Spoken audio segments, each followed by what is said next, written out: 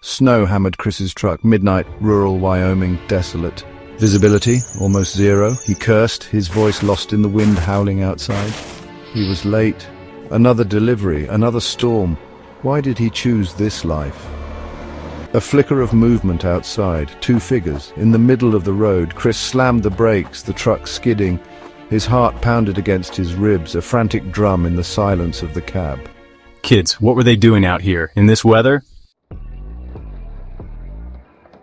He rolled down the window, a rush of icy air biting at his face. Hey, what are you doing out here? It's dangerous.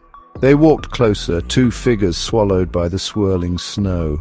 A boy and a girl, small, frightened.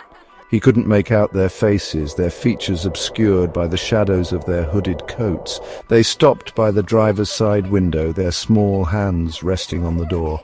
Chris leaned closer, squinting through the snow. Then he saw their eyes. Black, completely black, no whites, just two pools of inky darkness staring back at him.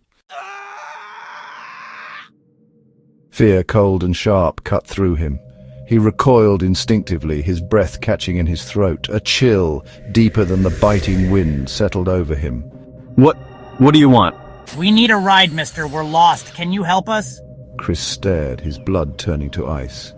He wanted to scream, to drive away, but something held him frozen. The girl, silent until now, tilted her head, her black eyes boring into his.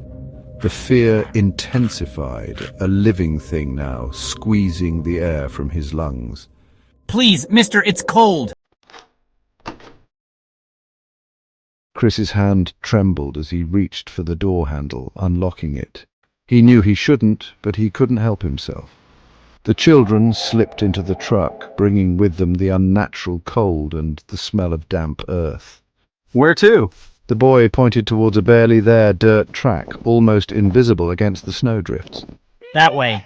The truck lurched off the highway and onto the path, swallowed by the swirling snow and the encroaching darkness of the trees.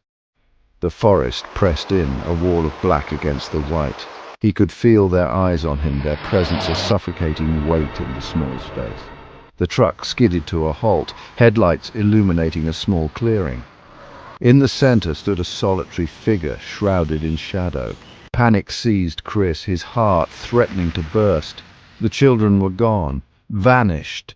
He slammed the truck into reverse, tires spinning uselessly in the snow. He screamed, a primal sound of fear and desperation. He was trapped.